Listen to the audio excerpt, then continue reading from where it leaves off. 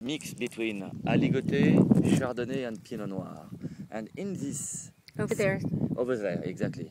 And in this side you have only the Aligoté.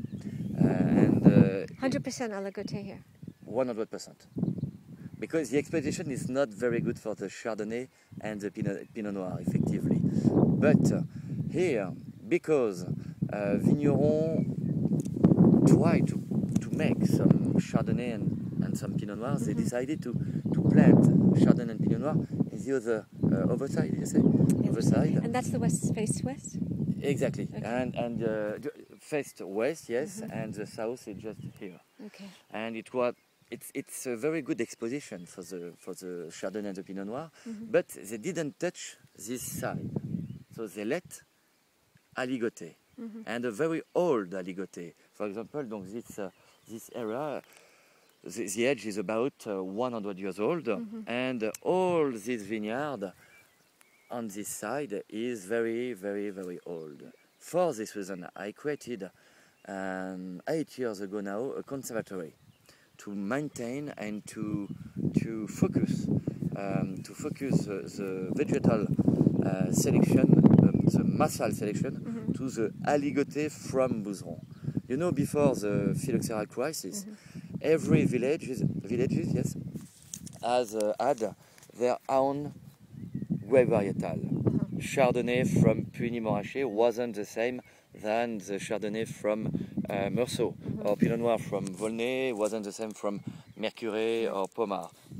In Bouzeron it was exactly the same. So 8 years ago I decided to try to preserve and to extract the Aligoté of Bouzeron of this vineyard. So I created, I started with a collection, and now I have got maybe 203 plants selectioned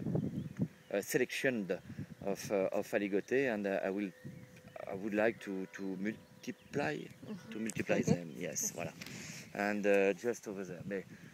And if we have, is it at a pépiniste, or is it? With I'm looking for a good pépiniériste, but I work with a technician of Chambre d'Agriculture to organize that, and my objective is to prove that we have a very specific Aligoté and very well adapted to the soil of Bouzeron.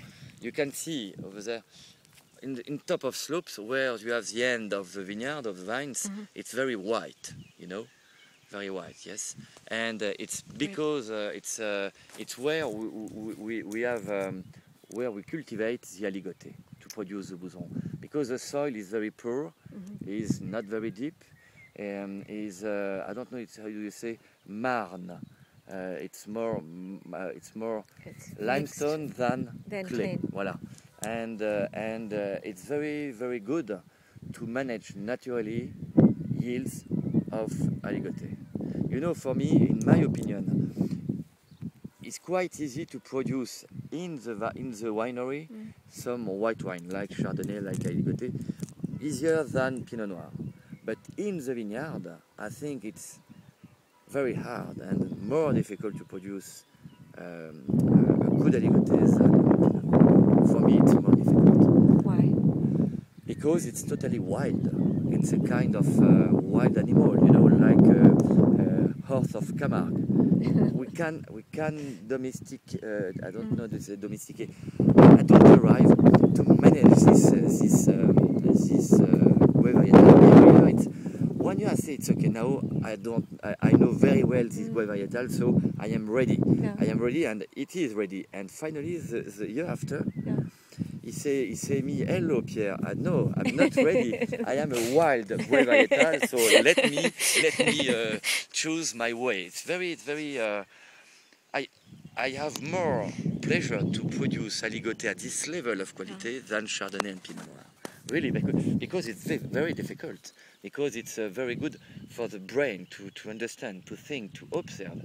And on the domain, my uncle and my aunt, they decided to apply the organic culture in 1986. We continue now with some biodynamic experiments, and it's very important about the fruit of Aligoté, the fruit of Chardonnay, the fruit of Pinot Noir, because the quality of skin. The skin of Aligoté is thicker. It is thicker than Chardonnay and Pinot Noir. So it's very important to reach a good maturity. Maybe you're cold a little. No. It's okay? No, it's good. It's good. And I would like to go with you just in top Okay. to see the village and the rest of the vineyard. What's that little clos up there? This is a pavillon de chasse. It's a hunt house in the middle. Voilà. And donc on the other side we have the Boudron, Bourgogne-Côte Chalonnaise Les Clous, Chardonnay, Bourgogne-Côte Chalonnaise La Fortune, red wine, and Bourgogne-Côte Chalonnaise Aligoté, Pinot Noir Turkey. And really, and Mercurys are in their another appellation.